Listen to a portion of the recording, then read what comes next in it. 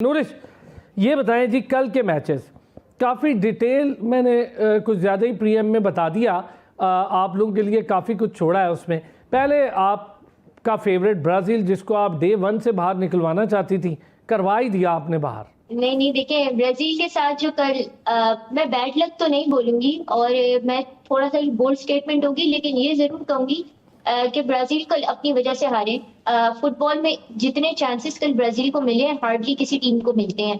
और अगर इतने चांसेस मिलने के बावजूद भी वो टीम उसको कैश ना कर पाए, तो I think it's more than just unfortunate. और नॉर्वे की मैं बात करूं तो एर्लिंग हालैंड अगेन, जिस तरह आपके शो पे मैंने पहले उनकी टेक्निकल एक क्वालिटी डाइसेक्ट की थी, विच वर्स कि वो अपनी वेलोसिटी को बहुत जबरदस्त अंदाज में कब ड्रॉप डाउन करना होता है, कब इंक्रीज करना होता है अपने शॉट्स की वेलोसिटी को, उससे बड़े अच्छे तरीके से ना प्ले अराउंड करते हैं। और ये उनके सक्सेस का एक मैं कहूंगी सीक्रेट है।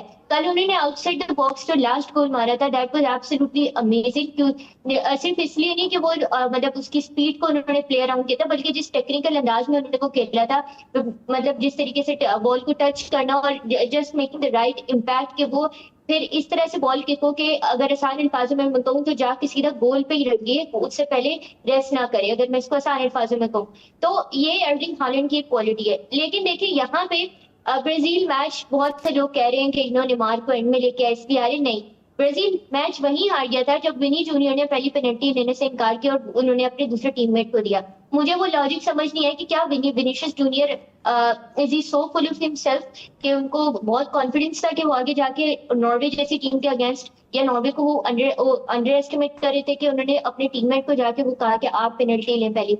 वहीं पे ब्राजील हार गया था, क्योंकि उसके बाद उन्होंने बहुत अटैक्स किए, बट नॉर्वे का जो गोलकीपर था ही वाज एब्सोल्युटली अमेजिंग। आइडेंट जिस तरीके से उन्होंने एक ब्रिक वॉल की तरह लेकिन मैं एक चीज़ फिर भी कहूँ, मैं नूरिश, कल का मैच मैंने जब देखा तो मुझे ये दुख हुआ कि ये वो ब्राज़ील जो जापान के ख़िलाफ़ ऐसा खेली थी कि थका के रख दिया था जापान को।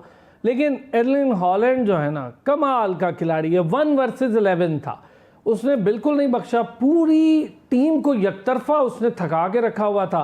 और इतनी एक्सीलेंट फुटबॉल नॉर्वे ने खेली और बाकी प्लेयर्स उनके इस तरह साथ दे रहे थे कि इंडिविजुअली एर्लिंग हालैंड ही लग रहे थे सारे, इतना अच्छा खेले। और वन साइडेड गेम हुई, कोई मुझे ऐसा नहीं लगा कि ब्राज़ील ने को बड़ा तोप के एक पेनल्टी भी मिस कर दी। बताएं, अगर वो कर लेते और शायद नेमार आके अगली पेनल्टी करता तो 2 गोल हो जाते, पेनल्टीज पे चले जाते।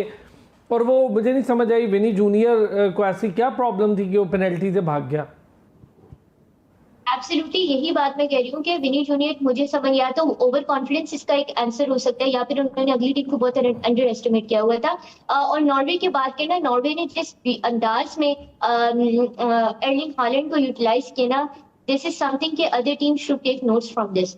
ओडिगार्ड ने जिस तरीके से कल the way he is really gelled up his team, और जिस तरीके से साथ दिया एक्चुअली एर्लिंग हालैंड का, क्योंकि उनको पता था कि हमें ब्रेक थ्रू यही प्रोवाइड कर सकते हैं। और एर्लिंग हालैंड को भी अपने ऊपर भरोसा था, जिस तरीके से उन्होंने देखिए, एक चीज मैं अरसलान भाई कहूंगी, यूएस के जो वेन्यूज है शायद वहां पे इतना ज्यादा ना हो, लेकिन आपके शो पे कुछ आपको शोज पहले याद होगा, हम लॉन्ग पैसेज और शॉर्ट पैसेज की बहुत बात कर रहे थे।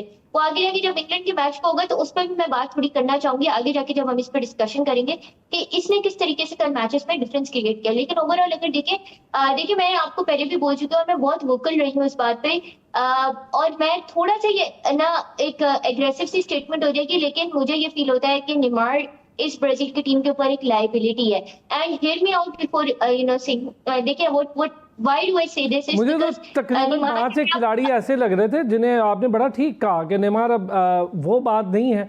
और हर टीम में एक अच्छा प्लेयर खेल रहा है, लेकिन देखिए ना, अब एक गोल मिला, बहुत टफ गेम थी पैराग्वे की, फ्रांस को एक पेनल्टी मिली, कोई एरर मार्जिन नहीं था, एम्बापे ने उसको पूरा कैपिटलाइज किया, पूरी टीम को निकाल के अगले राउंड में ले गया।